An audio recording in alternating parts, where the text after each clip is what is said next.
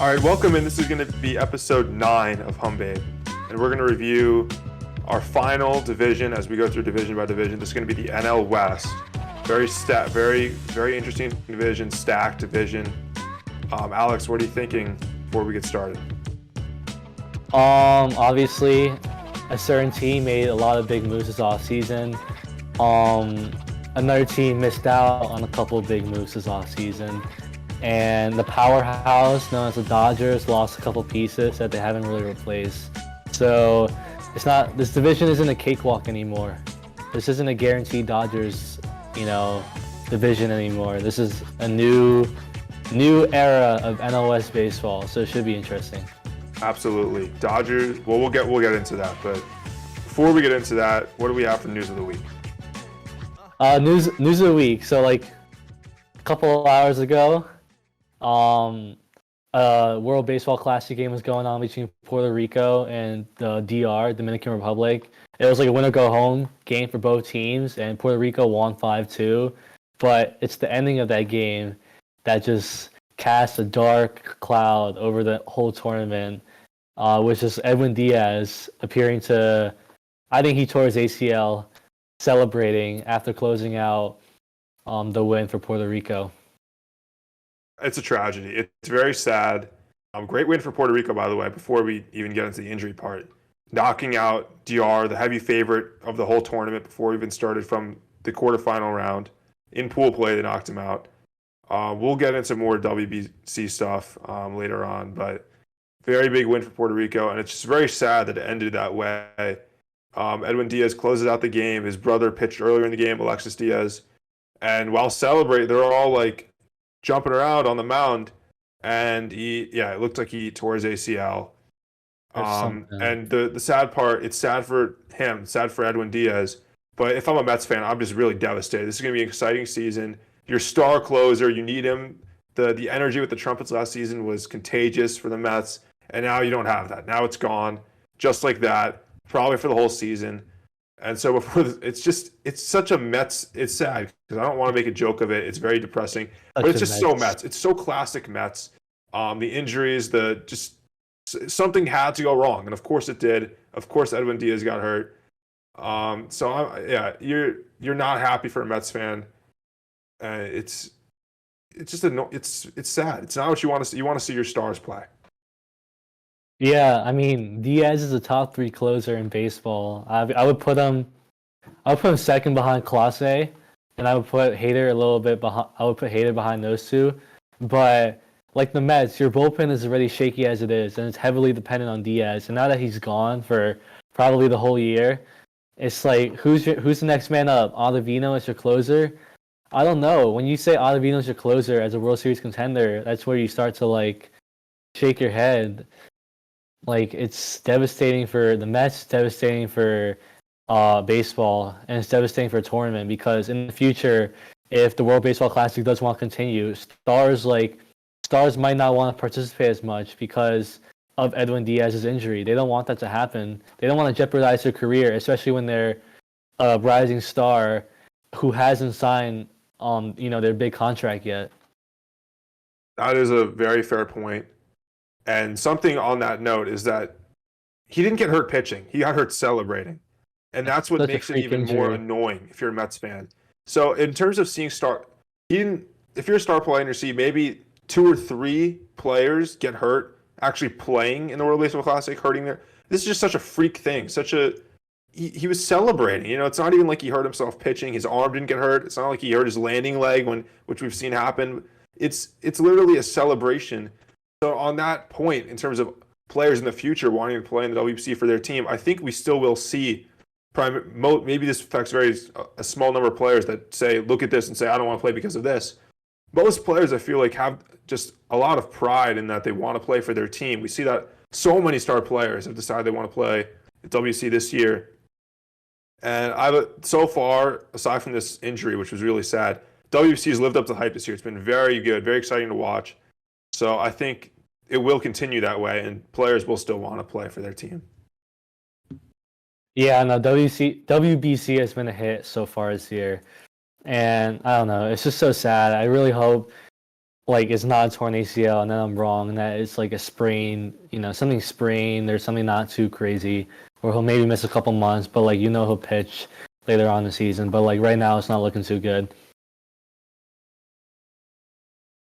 All right, Um, so yeah. let's So go to my bad.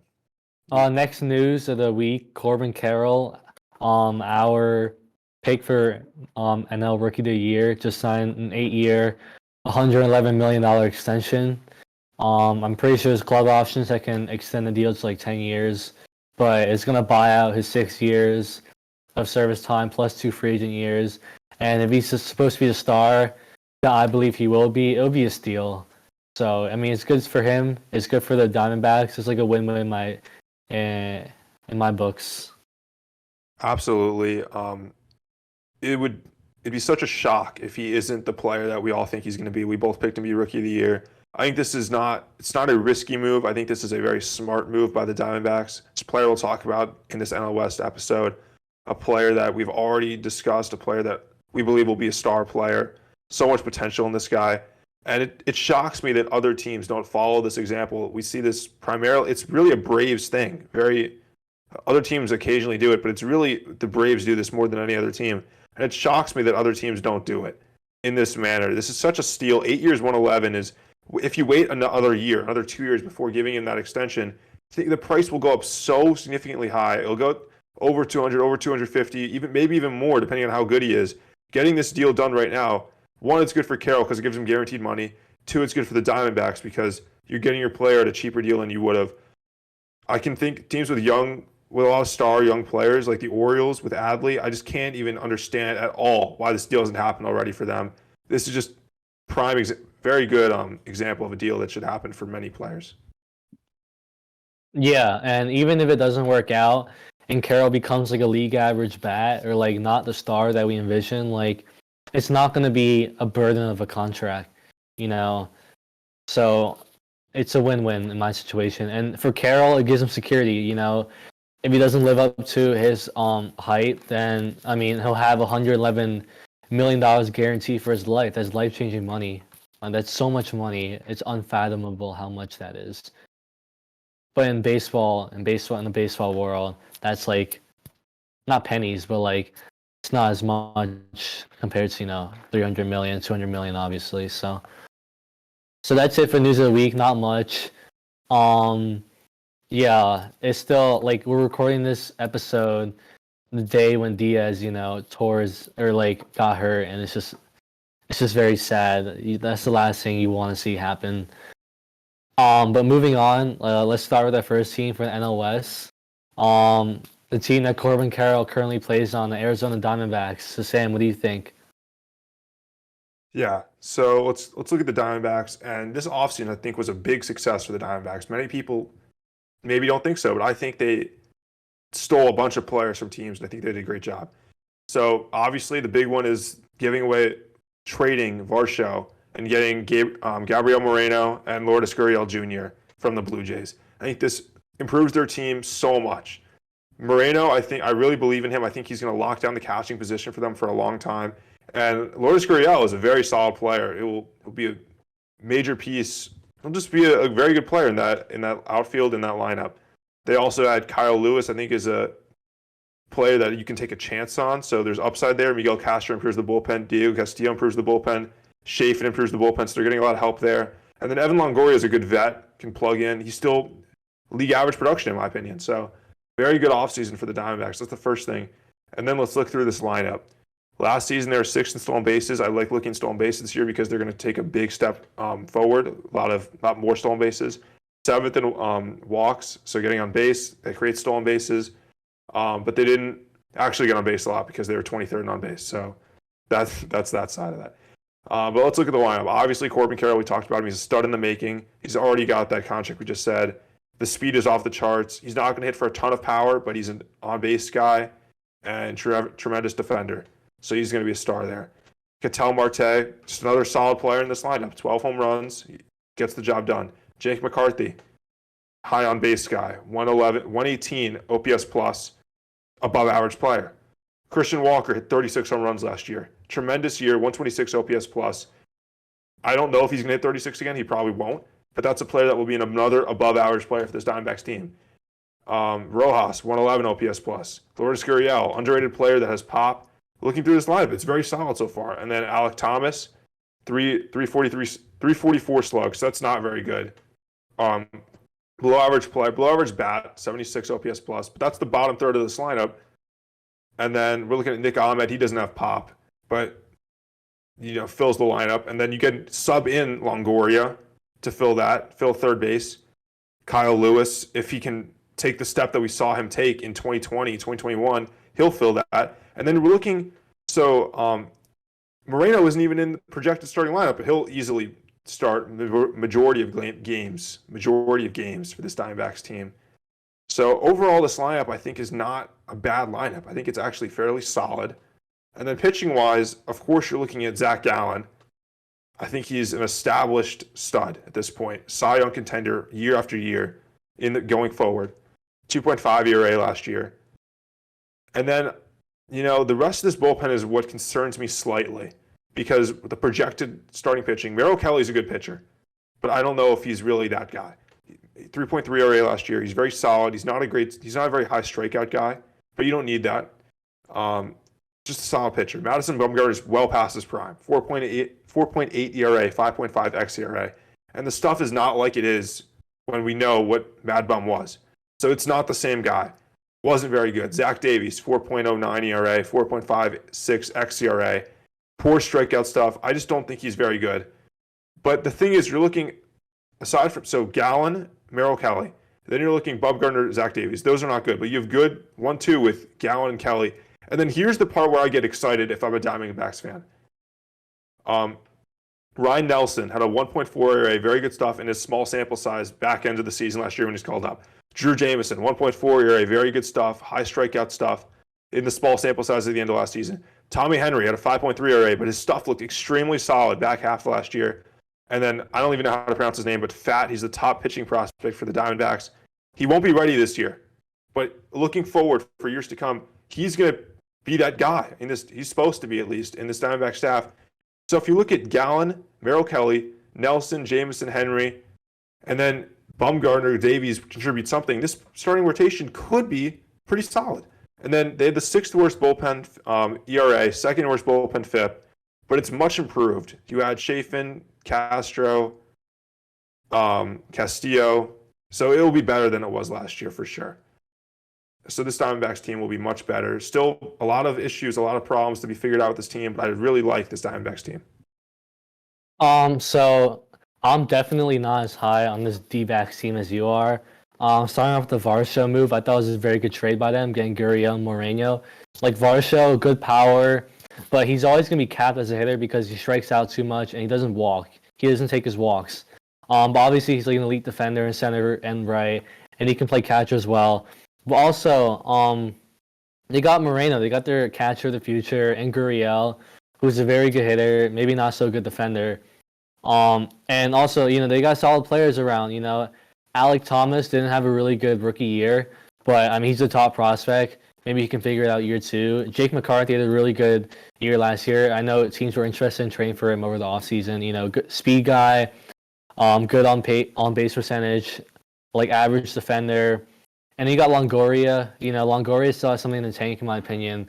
He's still up there in terms of barrel rate, hard hit percentage, max exit velo. He still hits the crap out of the ball. And Christian Walker, one of the most underrated first basemen in baseball. 36 home runs, like you said, last year. But he won a Gold Glove there last year. He's one of the best defenders at first base. And then you got Ketel Marte, who in 2019 and 2021 was an absolute superstar. Down year in 2022, but I think he can bounce back for sure. But this lineup, I feel like it doesn't have enough pop for me. Like, where's your pop coming from? Walker, 36 home runs. Can he do that again? I'm not sure. Longoria, can you depend on him to stay healthy? He still has the power, but he's an injury question at this point. And like Moreno, Gurriel, like Carroll, Thomas, McCarthy, they're not big power bats at all. So I wonder where the power's going to come from this lineup. But they have solid hitters in this lineup. So it should be fun to watch for sure. Also Josh Rojas, really underrated utility guy for the team, 2.7 F4 last year, playing everywhere and also having a 108 WRC plus, which is very valuable. A utility man that can be a league average bat as well. Starting pitching, Gallen is your ace, obviously, but Merrill Kelly over the past couple of seasons has become a really solid starter. Last year he threw over 200 innings, which is very rare for a starter nowadays, and he had 3.3 F4, 3.37 ERA, solid peripherals as well. So I mean, I think he's a solid pitcher at this point in his career. But Bumgarner, Davies, they're both washed. Like they both don't strike out guys. They both give up so much hard contact. Like they're just there to eat innings, and that's valuable for I would for a rebuilding club like the Diamondbacks still. So I wouldn't count on too much production from them. But the names that you mentioned for the fifth starting position, like Ryan Nelson and Dre Jameson, like they had really good cameos in their big league in the big leagues last year. But if you look at the AAA numbers, they were awful. Like Ryan Nelson had a 5.2 something ERA in AAA last year over 20 something stars, and then Dre Jameson has an ERA over 6 in AAA last year over 20 something stars. So I think you're really relying on a lot of small sample sizes when projecting those two players. And honestly, like looking at the AAA numbers, which is a much larger sample size, I don't know if they're going to be that good in the major leagues. But Brett Schramm, the pitching coach, is one of the best in the game. He's the guy that helped transform Verlander into an ace again, helped transform Garrett Cole into an ace again, into one of the best pitchers in baseball. Like he's an amazing pitching coach. So maybe their performance is sustainable in a way. And as for the relievers, besides Chafin and Mantiply, it's really not that good. Melanson, terrible last year. Ginkel, good strikeout stuff, but walks too many guys. Same with Miguel Castro. And the rest, like Cole Sulcer, like, are you serious? Jerry's Familia, it's not much to like about in this bullpen. And the offense, doesn't have a lot of pop. And the starters outside of Kelly and Gallen, it's just not that good at all. So I'm not really that high on the Diamondbacks, but I'm going to keep an eye on them because of the studs that they have, like Moreno and Carroll. Yeah, I mean those are fair points. The AAA numbers about those guys I mentioned that's very fair. Yeah, I mean to me this Diamondbacks team reminds me a lot of the Orioles of the AL, and this is the NL version. And I think that we saw last year they improved a lot. 74 wins for a rebuilding team is not a bad season. And to me, I feel like people got to stop disrespecting this team. This team is coming for people. I think this team is ready. I think this team is ready to make the next step. And I think all the performances, the breakouts we saw last year will just continue. That's why I really like the Diamondbacks. I think the bullpen's better than you think it is. I know they were really bad last year, but they improved it. I'm not saying this bullpen's top 5 bullpen. I'm not saying it's top 10. I just think it'll be league average, which will be good enough for them. And I'm really counting on those guys I mentioned to repeat performance, those back end starting pitching guys to repeat performance. That'll be the difference. I do think. I mean, you said this lineup has maybe a lack of pop. That's fair, but there's some offenses that can operate in that manner, and I think they'll be okay in that sense.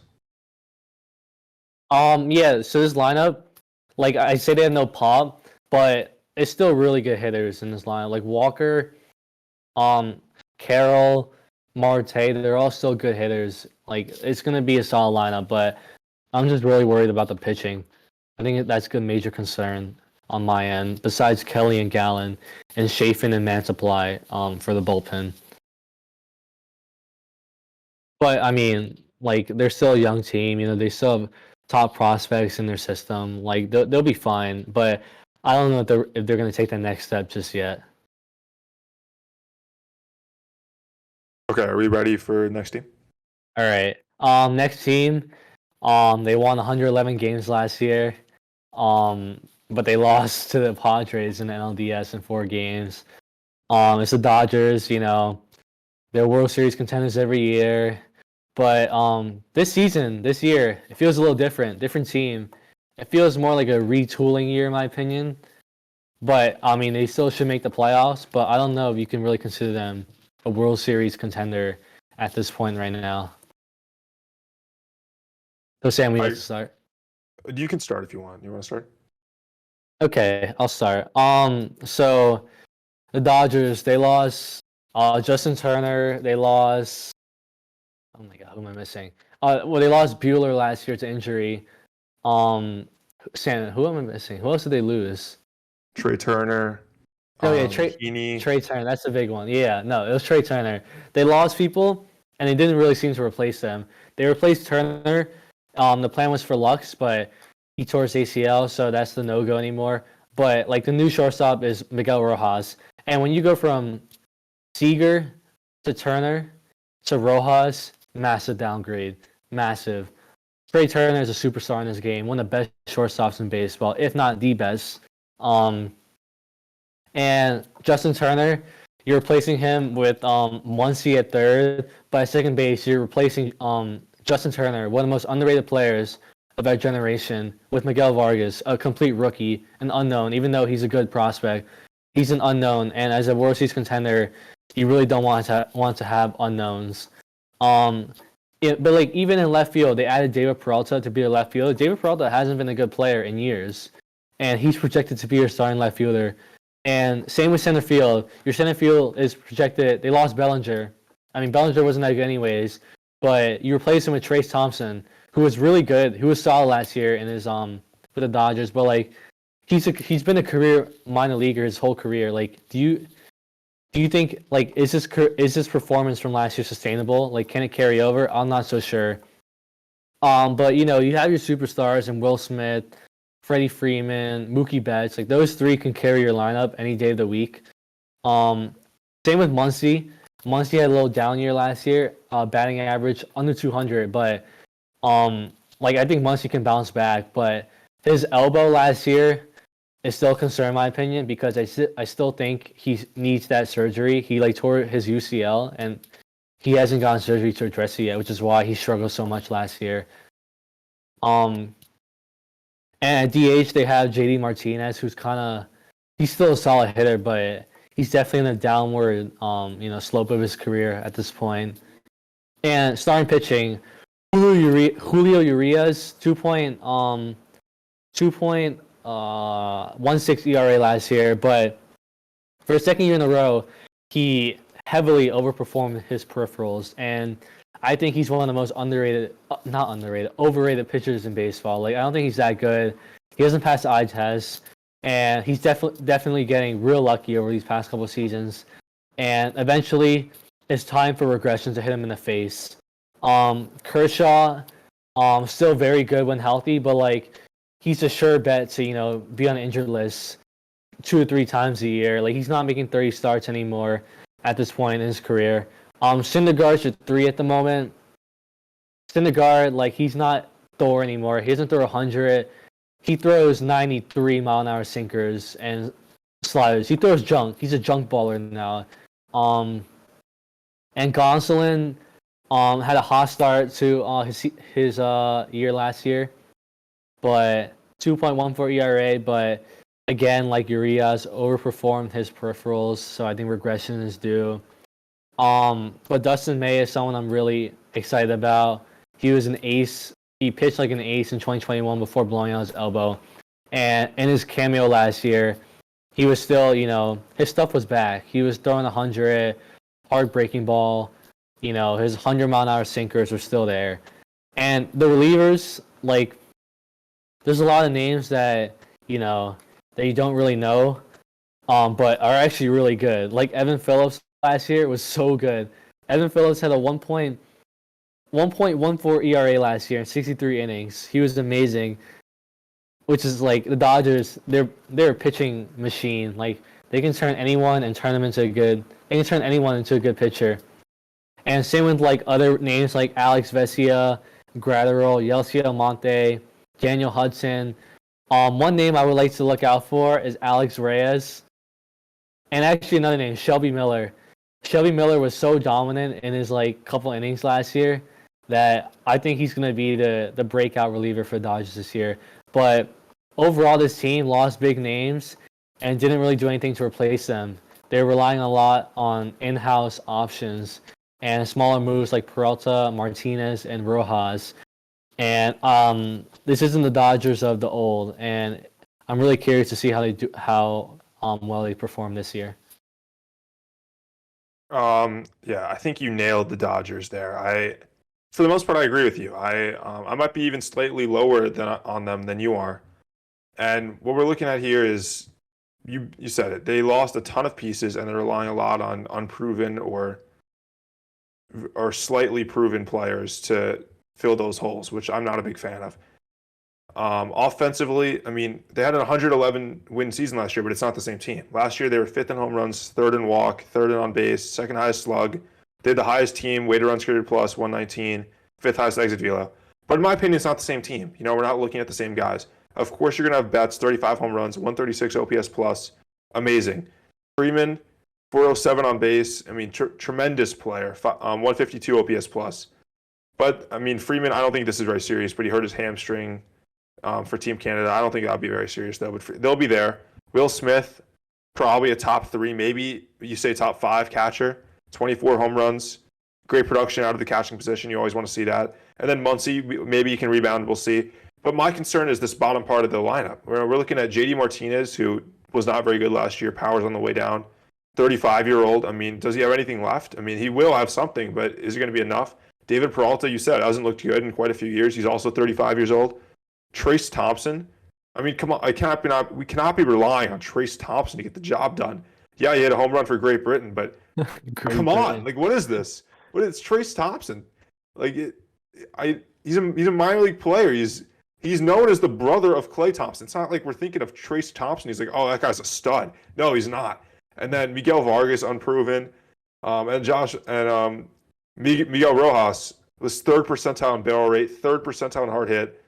So he's not going to strike out very much, but dude has no power. He just can't hit the ball hard at all. And then James Outman's a guy I know the Dodgers are going to rely on to get production out of. But again, he's unproven. He had a good sample. He had good production in a small sample size last year.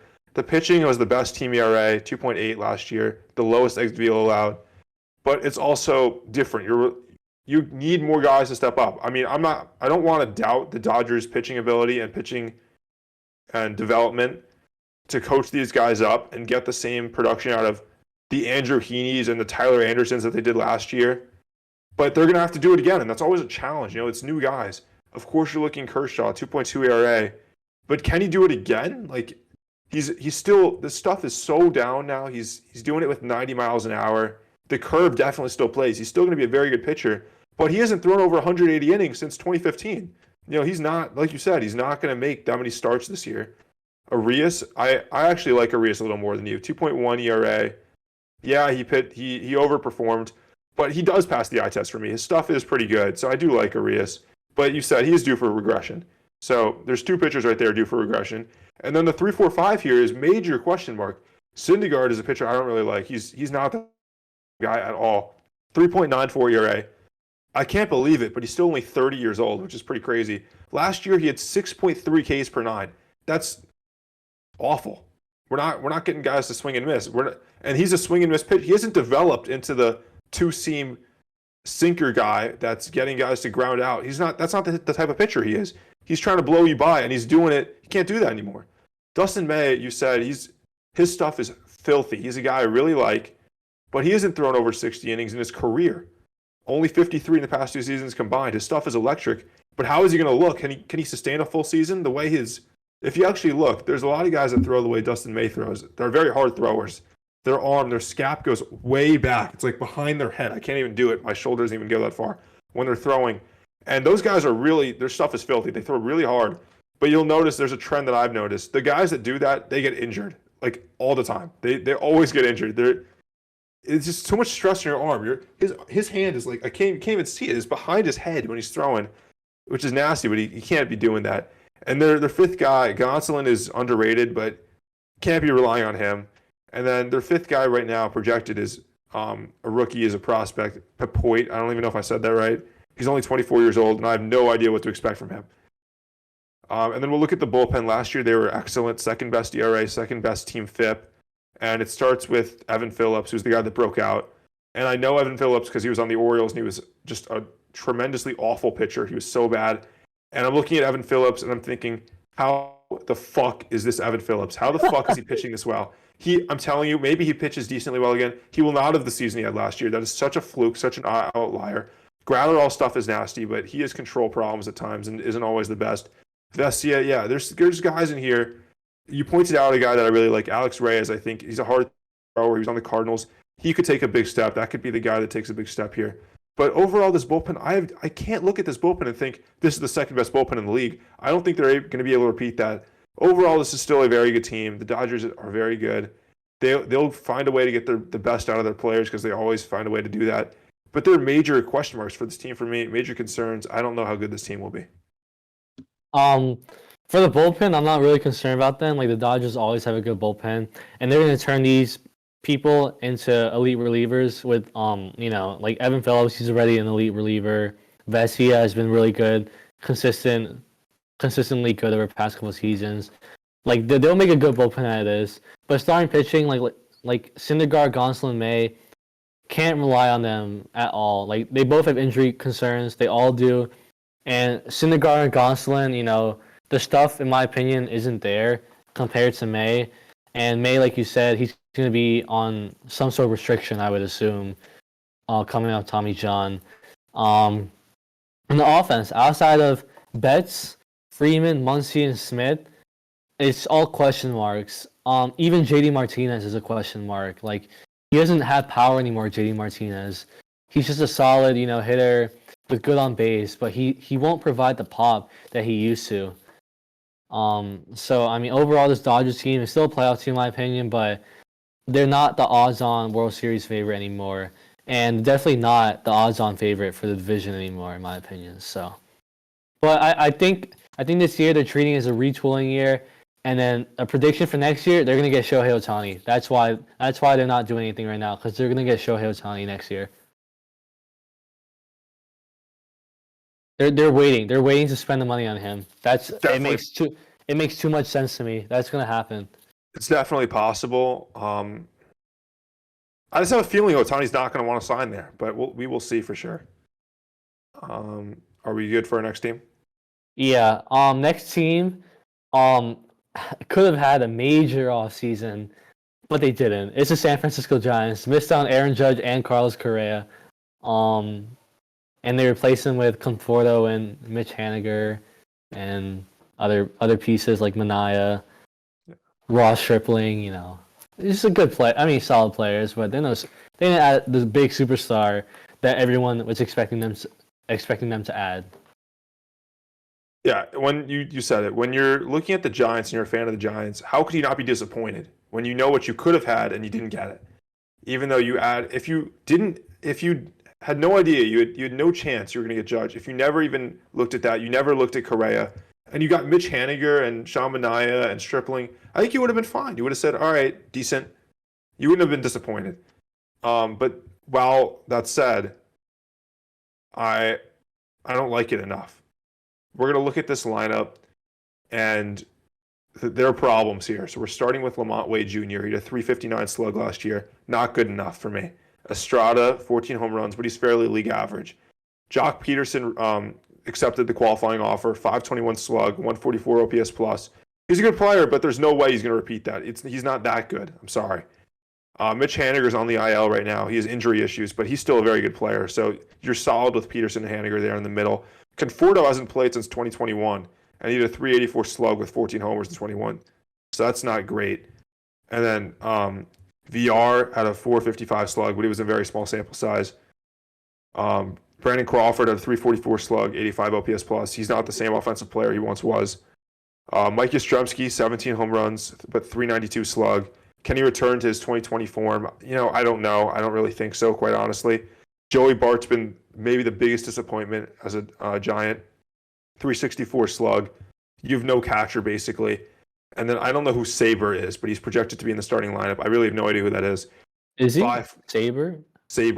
543 slug, an extremely small sample size. I have no idea who that is, to be quite honest. The bench has J.D. Davis and Flores and Slater.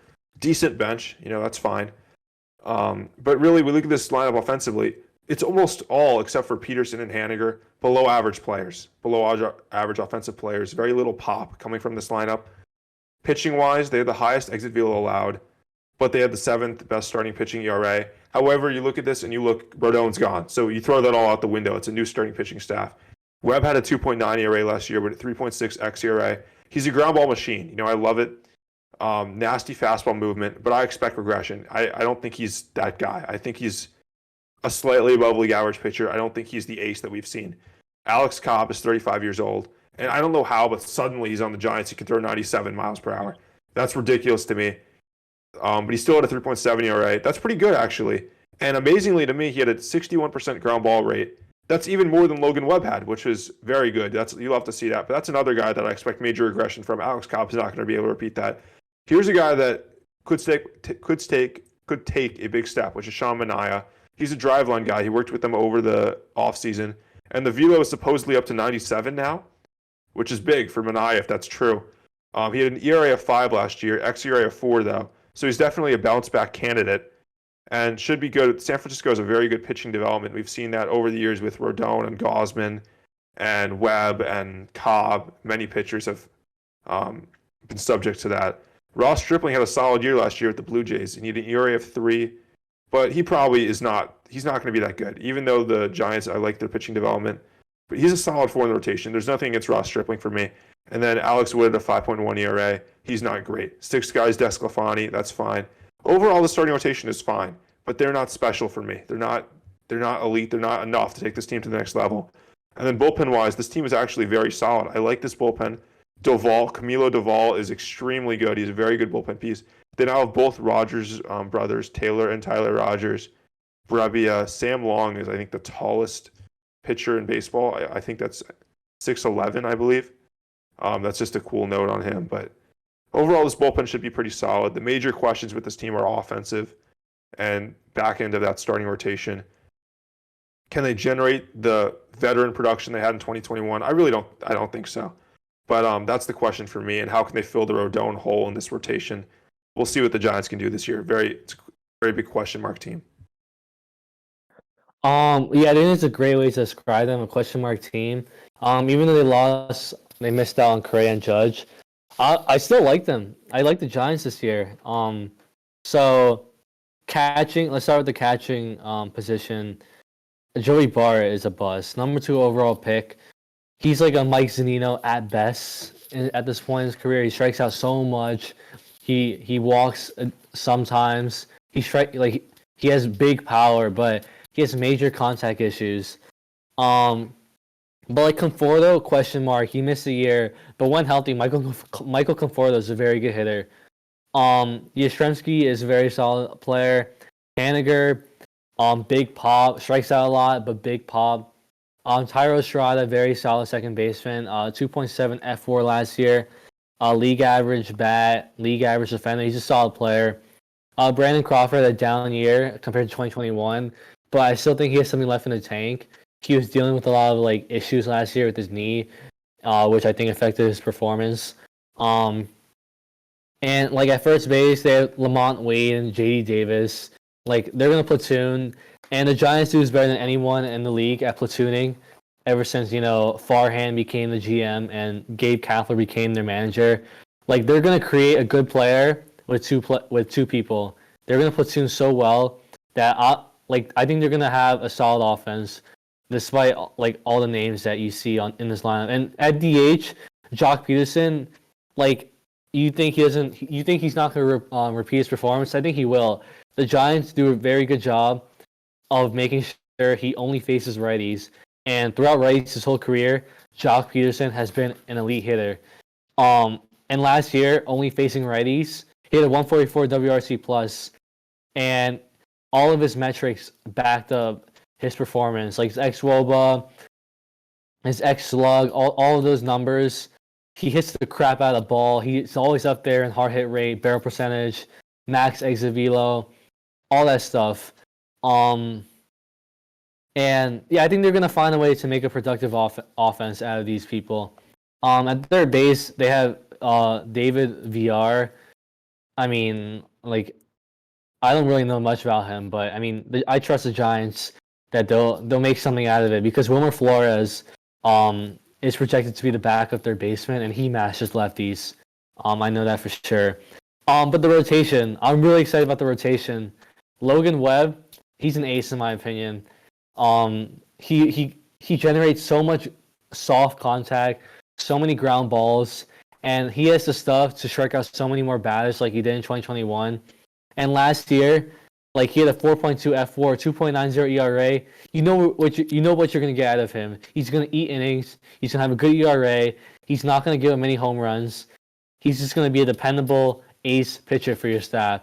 And Alex Cobb, he pitched so well last year. He had a 3.73 ERA last year, but all of his peripherals, FIP, XFIP, Sierra, were all under 3 because he struck out a ton of dudes and he gave up a lot of ground balls, and that's a very good recipe for success. And he got very unlucky with his batted balls last year because the Giants defense is not that good. And I think Alex Cobb, I think you can pencil him in as number 2, which is crazy to say because he's had a crazy uptake in his stuff ever since he became a Giant. And like your number 3, Sean Manaea, if he's actually throwing 96, 97 throughout the whole season, he's going to take another leap. Like he had a down year last year, but before that, Sean Manaea was a really good pitcher, and he's a really good bounce back candidate for the Giants. And same as Ross Stripling, good season last year, like a 3.3 ERA for the Blue Jays. He's a solid pitcher. And same with Alex Wood and Desclafani. They're both very, very solid pitchers. And 1 through 5, having solid pitchers at every single spot is always a good thing. So I think this is going to be a really good rotation in my opinion. And for the bullpen, they have Doval, throws 103 miles an hour, like amazing stuff, electric. They have the Roger twins, who are both really good relievers. You know, John Brebbia, really saw last year, 3.18 ERA. But like the Dodgers, the Giants have really taken a step in pitcher development over the past couple of seasons. And even if they don't have the names that like you've heard of before, they're gonna make something out of it. And so I'm not too worried about this bullpen. And when you add in the rotation, which I think is going to be really good in my opinion, and the offense, which I project to be very solid and have a lot of upside because of their power, I think the Giants are going to be really good this year. I think you're too high on the Giants. That's my personal take. I don't like the offense very much. I don't think I know they do platoon better than everyone else in the league, but the people in this lineup, I don't know if you can really expect a very solid season. I think last year is very projectable numbers for these guys, what they did last year. I think 2021 was a ridiculous overperforming season. Pitching staff, you made good points, but I can't see these guys repeating what they did last year. Cobb is like, Alex Cobb is just so funny to me. I just can't believe he's as good as he is. There's just no way. Like, understanding, like, thinking about the fact that he can do what he did last year again, I can't see that. And then Manaea, I don't know if he can, even if Driveline, very good for him. I don't know if he's going to be able to hold that velo throughout the season. And he hasn't really been other than like 1 year with Oakland, he hasn't been very good. Ross Stripling will be solid, but he's nothing special. That's the thing with this Giants team. I just don't think anything special. It doesn't seem special enough to me, and that's my problem with them. I mean, it's a solid point. There's a lot of question marks with this team, but I think the pitching is very good. I really love the pitching. Everyone's really solid in my opinion. Like Desclafani, he was bad last year, but he also got hurt and missed like most of the year. But like Stripling and Wood, they're really good 4 and 5s. Like they're both solid starters that you can depend on. And the bullpen, like I trust the Giants will make something out of it. But even then, Doval and the Roger twins, they're all like, this is a good top 3 to have in my opinion. And also, Gabe Kapler is a really good manager. I like Gabe Kapler. Yeah. All right, are we good with the Giants? Yeah. Let's move on to the next team. One that made a lot of headlines this offseason. The San Diego Padres, who seemed like they were begging someone to take their cash. and eventually Xander Bogaerts was the one that's to say yes to that. You want to go first? You got it. Yeah. Okay, I'll start. Padres, they made big moves. They made big moves this offseason. Adding Xander Bogaerts, who is a top 5 shortstop in my opinion, is such a good move. Now your top 4 is Tatis. Tatis, if he's a shortstop, Tatis is a shortstop right now. He's the best shortstop in baseball, but he's like a right fielder right now, and I'm sure like he's top 3. Like I'll put him top 3 behind Judge and Betts. So you have the top 4 now of Soto, Bogaerts, Machado, and Tatis. Disgusting. And then you got Cronenworth, who's so underrated. Trent Grisham had a really good postseason last year. Austin Nola, really solid catcher. Ha-Seong Kim, elite defender. And then you got, you can platoon Nelson Cruz and Matt Carpenter at your DH. Like, that's filthy. Their defensive construction makes no sense to me, though, because Ha-Seong Kim is your best defensive shortstop and one of the best in baseball. And you put him at second base, and you put your best defender at second base, which is Jay Cronenworth, who's also one of the best defensive second basemen in baseball. You put him at first to put one of the worst defenders at shortstop. It makes no sense to me, but I mean, it shouldn't offset the fact that Xander Bogaerts is an elite bat at the position, and he's a superstar in my opinion. And I didn't expect the Padres to add superstars off season, but they continue to prove me wrong, and they continue to prove me wrong that maybe a small market team can spend money. It's just that the owners choose not to. But even the rotation, Darvish, ace in my opinion. Musgrove, ace in my opinion. They're both aces. But Snell, Walker, Martinez, nothing really to get excited about there. Blake Snell had a really good bounce back year. 3.38 ERA, 3.7 FWAR. But I'm still not high on Blake Snell. The way he pitches, he has amazing stuff, but the way he pitches, he goes like he doesn't pace himself when he pitches. Blake Snell, he throws his max, he throws his absolute max in the first couple innings, and once it hits the 4th, 5th innings, his stuff is always ticking down and down and down, and as a result, he doesn't go deep into games very often nowadays. So I don't think he's a very dependable guy. And same with Walker. Like Michael Walker had a good year last year. Can he do it again? I'm not sure. Nick Martinez, solid year last year. Can he do it again? I'm not so sure. And Seth Lugo, as your 6th starter, he was a reliever, Seth Lugo, for a couple of seasons. Like, you can't just expect him to be a starter all over again. And your bullpen, you have a top 3 reliever in Hader. You have Robert Schwartz, who is really underrated. Elite stuff, throws so hard, heartbreaking ball. Luis Garcia, solid in my opinion. But other than that, Tim Hill, I forgot his first name, but Chris Mott, Morejón, Drew Pomeranz coming off injury. If he's healthy, he should be another good reliever. I have questions about this bullpen and starting rotation besides Darvish and Musgrove, but the offense is so good. Like Tatis, he's going to remind everyone just how good he is. He's so special, Tatis. Tatis is so good. Yeah, so for the most part, I agree. What actually really shocked me, even though Tatis did miss the full season last year, was how are the Padres 21st in home runs last year? I don't understand that. The way this offense is, they get on base a lot, 8th on base, 6th highest walk rate. So we'll go through the lineup. Obviously, you mentioned Bogaerts, Soto, Machado, Tatis. Tatis is still going to have he still has some suspension games, I believe, right? Yeah, he has like a month, like 20, 30 games. Okay. That's annoying, but at least he's there for the rest of the season, assuming he doesn't injure himself again. Bogaerts, we mentioned Bogaerts. I'm not huge on Bogaerts, but he's a extremely solid player, above average still.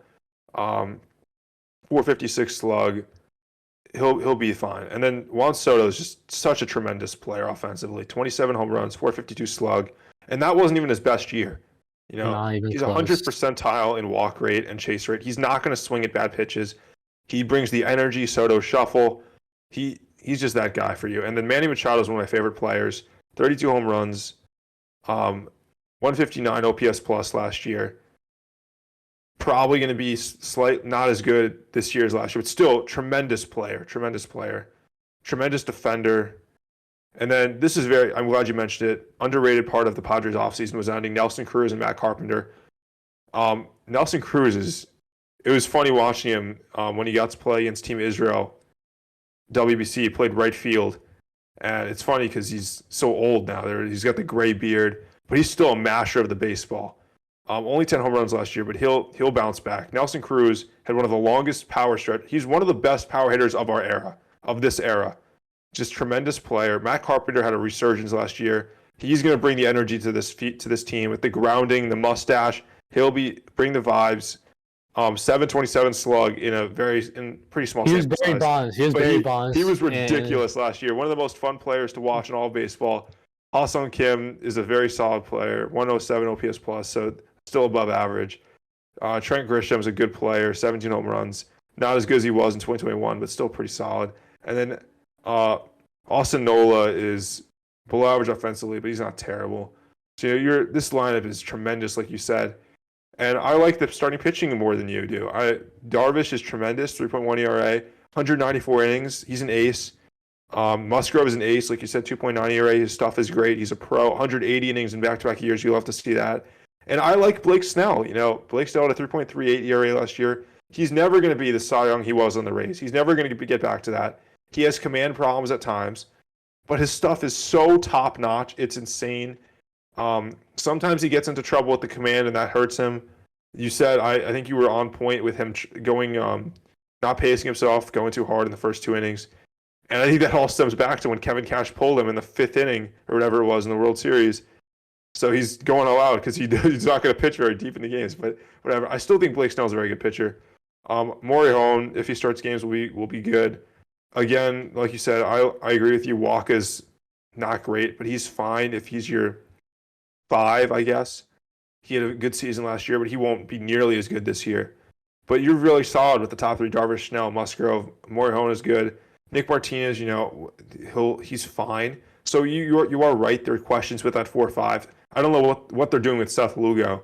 It's kind of funny to me that he's starting it. It's ridiculous. I was surprised when I saw it. And then the bullpen, Hader kind of had a rough season last year, honestly, but he's still Josh Hader. And then Suarez, like you said, is excellent. Garcia is excellent. Tim Hill is an underrated reliever for sure. So this bullpen, I like the bullpen, actually. I think this will be a very solid bullpen. A lot of arms in this bullpen. And the question, you said it, the question will be the 4-5 in the rotation for sure. But this team is very good. This team will be good enough to be extremely competitive for sure. Yeah, I forgot to emphasize just how good. Like, I emphasized Tatis Jr. I emphasized Tatis so much, I forgot to talk about Juan Soto. Juan Soto is going to be the best hitter of our generation. He is generational talent. He is so good offensively. He's my MVP pick. He teared it up at the World Baseball Classic. Like, Juan Soto is amazing. And you add, I just want to emphasize, because I forgot about Soto before. And Machado, superstar. You have 3 superstars on the team, maybe 4 if you consider Bogarts. So, this team is stacked. Offensively, rotation. I saw Blake Snell. I don't like Blake Snell as much as you do. He has command issues. He maxes out.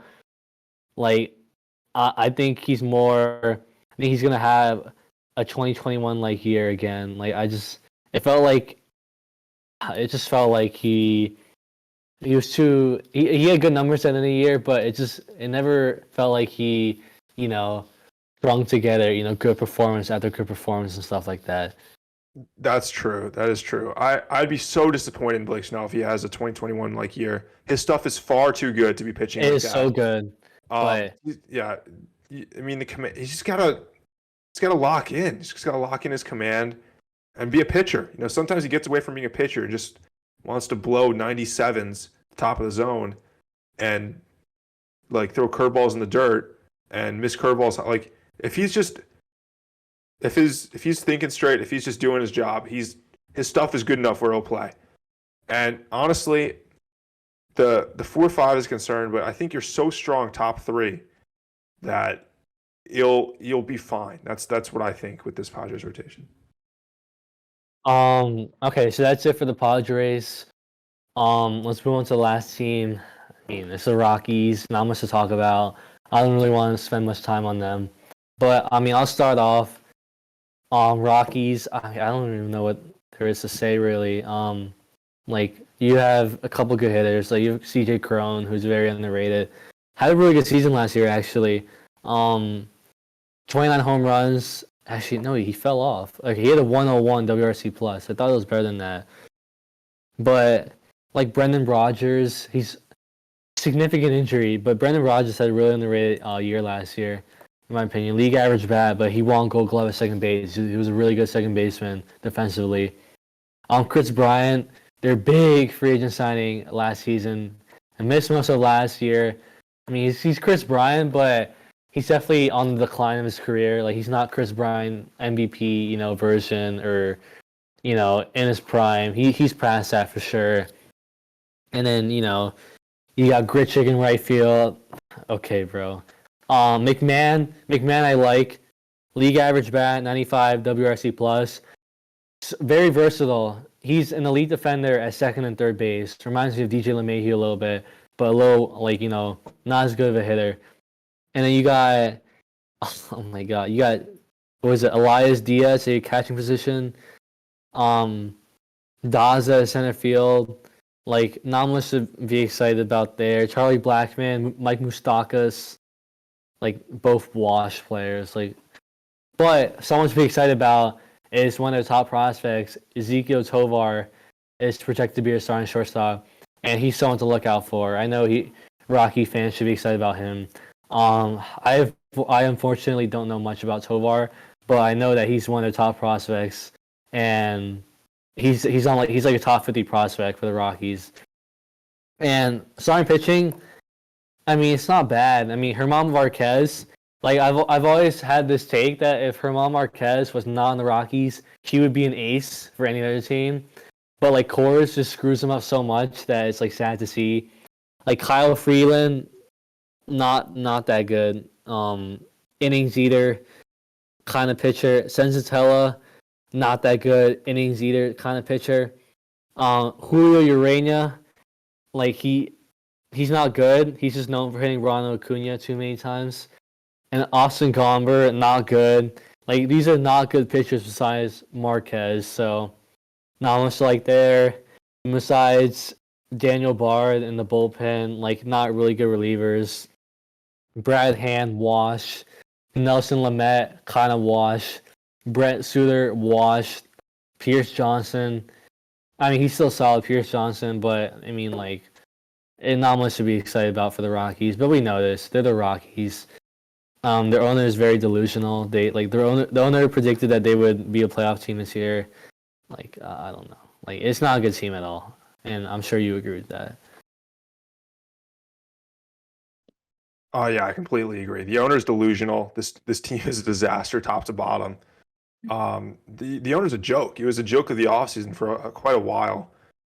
We look through this lineup though. Offensively, I actually don't mind this team as much as you do. It's not a good team, but it's actually not terrible. Offensively, they're 12th in slugging. And let's look through. So Chris Bryant, you said he's not the same Chris Bryant, but he's still very good player. And I hope he's healthy now because I want to see Chris Bryant healthy. CJ Cron had 29 home runs last year. McMahon, I think, is an underrated player, like you said. He's about a league average bat, but he had 20 home runs. There's pop across this lineup for sure. Moustakas, yeah, I mean, he's a minor league signing. He'll make the major league team just because he's Mike Moustakas, but he's not very good. But he might provide some pop. Blackmon actually had 16 runs. He still actually had league average production, but he's getting to the part of his career where he won't be productive anymore. And then you said Elias Diaz, absolutely awful, 73 OPS plus. So, but aside from him, Daza, Montero, I guess, there are pieces in this lineup that aren't terrible. So it's not. I would say maybe this is a maybe this isn't a bottom. Yeah, it's a bottom 10 lineup, but it's not bottom 5. We're around 20th in lineup, I would guess. And then Randall Grichuk's actually not a terrible player either. 19 home runs. He's about a league average bat. You said Tovar, number 2 Rockies prospect. Rockies fans should be very excited to see him. This guy won't come up this season, but Zach Veen is showing out in spring training. He's playing tremendously well. He's the number 1 Rockies prospect, stealing a ton of bags, looking very sharp. But the problem with this team, the part of this team that really gets it to the point where this is an awful team, and part of this has to do with Coors Field, but still, is the starting pitching and the pitching overall. So we're looking at the worst team ERA as a whole, pitching, starting and bullpen combined, 5.08. The second worst starter ERA. Starts with Marquez. Maybe you're right outside of Colorado. I don't think so, though. I don't think he's good enough. He had an ERA of 5. Yeah, it is in Colorado, but I don't think he's very good. Kyle Freeland, pitching on Team USA. Team USA, the pitching is atrocious, and the reason is because Kyle Freeland's pitching. It's not the only reason, but Kyle Freeland's just not a good pitcher. 4.5 ERA, 5.1 xERA. In his 6 seasons, he only had 1 season where his ERA was under 4. Jose Arena, ERA of 5. He's just not a good pitcher. You nailed it. He's only known because he hit Ronald Acuna too many times and had a fight. Austin Gomber, 5.56 ERA. He can't generate swing and miss at all. And then they traded for Connor Siebold. Well, they picked him up. Connor Siebold. He was on the Red Sox last year. He had an ERA of 11.29. He can't get. He actually can get swing and miss, but he has major MLB walk problems. Whenever he's been in the major leagues, he's had walk problems, and he's looked absolutely terrible. 11.29 ERA. Come on, even though it wasn't a slightly small sample size. No one in the starting rotation has an ERA under 5. No one has an ERA under 5. That's awful. That's how you get an average team ERA of 5.08. And then bullpen, they're the worst ERA. I actually like some of these guys. Bard has had a resurgence. He's pitched decently well. Justin Lawrence has very good stuff. But other than that, like Brad Hand, Dinelson Lamet actually could have a bounce back year. Brent Suter's okay. But this bullpen is not very good at all. And then, so in total, this team is awful. Very bad team. I mean, I agree with you. There's not much to say about this team. It's just awful, not good. I don't have anything else to say about them. So do you want to move on to division picks? Yeah, let's do it. Okay. I'll go first. Bottom, starting at number 5, I have the Rockies. Not much to say. Offense isn't that great besides Brian and Crone. Rotation is bad besides Marquez, in my opinion, and bullpen isn't good besides Bard. And they play in Coors, so pitching will always not be that great. Number 4, I have the Diamondbacks. I talked about this earlier in the podcast. I'm just not as high as them as you are. They had major pitching issues besides Gallen and Kelly, and their lineup needs more pop, in my opinion. Like, they're solid hitters, but I'm just worried that they're not going to produce enough runs, because the way to produce runs nowadays is to get people on base and to bring them home with a 2 or 3 run home run. And I'm not sure they have the pieces to do that. But they will be a fun team to watch with Corbin Carroll, who I'm so excited to watch over a full season. On number 3, I have the Giants. Their pitching, I really like their pitching. The rotation is so underrated, in my opinion. And the bullpen, they're going to make something out of it. And same with the offense. I feel like Gabe Kapler is going to play the matchup so well. But even then, they have solid hitters at every single position for the most part, besides maybe shortstop and catcher. So yeah, Giants, they're gonna make something out of this team because of the starting pitching. The starting pitching is gonna be top 10 rotation. It's very good. Logan Webb is an ace. Alex Cobb, he's gonna show out this year for sure. Number 2, no longer the king of the NL West. It's the Dodgers. They just didn't do enough to replace the people they lost. Turner, both Turners, and even Bellinger. They're replacing Bellinger with Trace Thompson. Trace Thompson had a really good year last year, 2.8 F4, 153 WRC plus, but he's been a career minor leaguer up to this point in his career. Like, you think he can repeat this again? I'm not so sure. But the people they replace the Turners with, Miguel Rojas, he not that good. Miguel Vargas, not that good. David Peralta's your new left fielder. He's not. He hasn't been a good player in a while. Starting rotation has question marks everywhere. Actually, Urias, Kershaw, Syndergaard, Gonsolin, May, all question marks. The bullpen is going to be really good, elite in my opinion. They're going to make something out of it. They're going to put some voodoo magic on the pitchers. They're going to be elite. Like, they'll be fine. But the new NOS king for the next couple of years, actually not next couple of years, because the Dodgers are going to get Ohtani. But for this year, it's going to be the Padres. Like, their offense is just too good.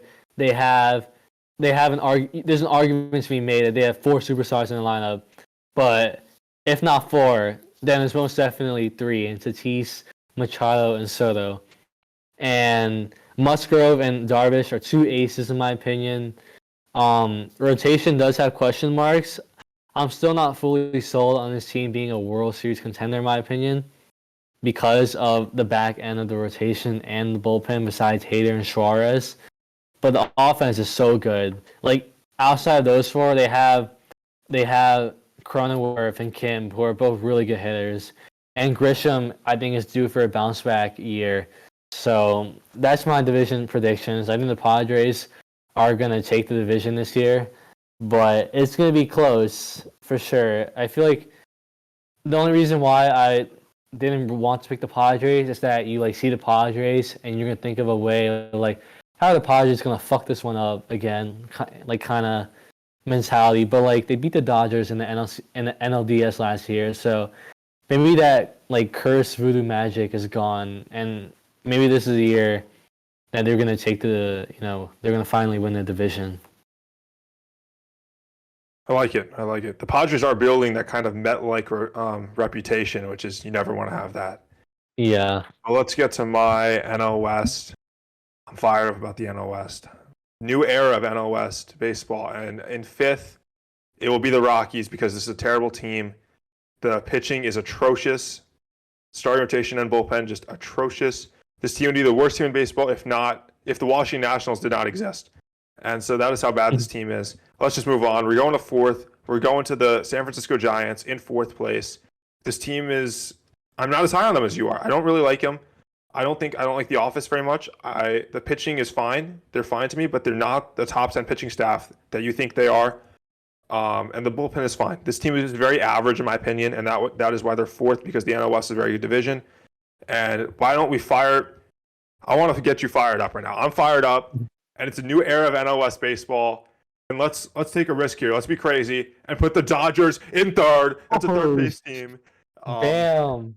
This team is not good enough this year. It's just That's not a hot take. It's not good enough.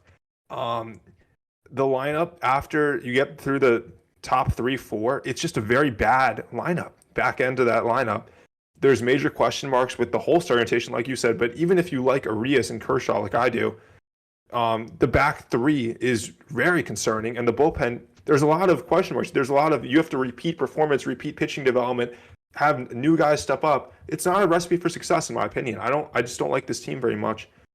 2nd, we're going with the Arizona Diamondbacks, baby, because it's a new era of NL West baseball. The Diamondbacks are stepping up. The Diamondbacks are making the next step. These teams that were slept on, that are forgotten for so long, are coming up. The Diamondbacks have me fired up. I'm a big D-backs guy because they remind me of the Baltimore Orioles, and I love Corbin Carroll. I love the D-backs. I love the D-backs pitching. I hope those young guys get to pitch and show out like I think they will. This lineup is good enough in my opinion. The bullpen I think will be improved. If they're not a bottom 5 bullpen like I think they were last year, they're going to be excellent. I think this is a league average bullpen, which is good enough because the offense will be good enough and the starting pitching will be good enough, and that is what will catapult them to 2nd in this stacked NL West. And 1st, like you have, 1st place winning the NL West will be the San Diego Padres because their offense is exceptional. It's stacked top to bottom between Machado and Soto and Tatis and Bogarts, even Nelson Cruz, Matt Carpenter, Ha-Seong Kim. Everyone in this Padre lineup is excellent. Pitching is still excellent. Yu Darvish is an ace. Musgrove, I love Blake Snell. I think he's very good.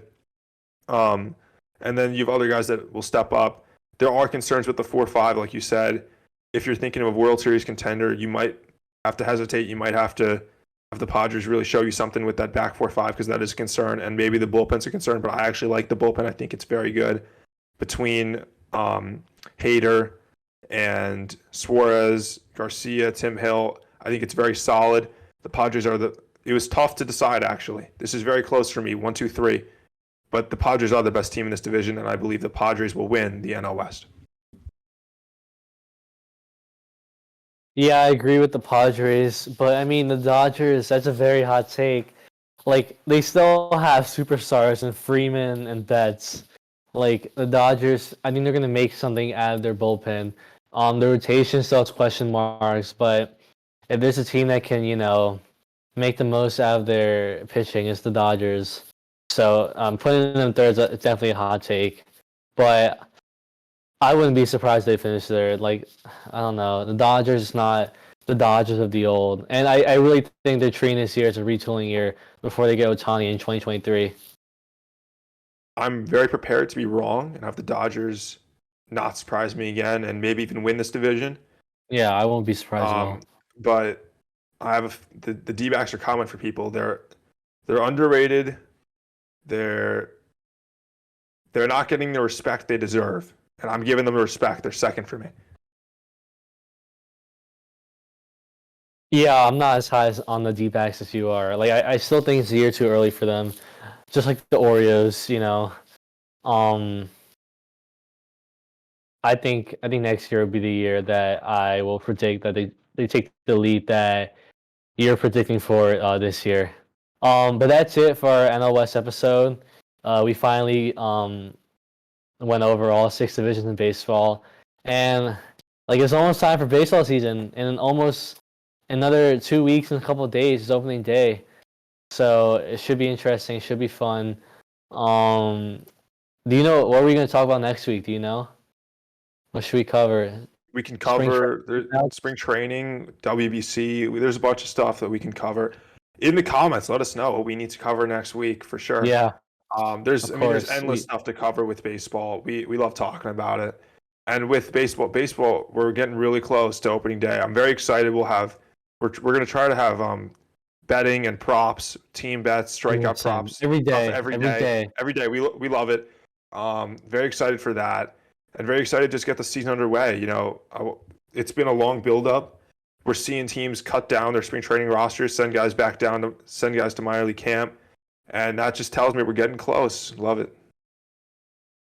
Yeah, no, I can't wait. School should be over in like 6 weeks, so we're definitely gonna go to a lot of games and do some, vlogs, try and make some content out of it. So it's exciting times.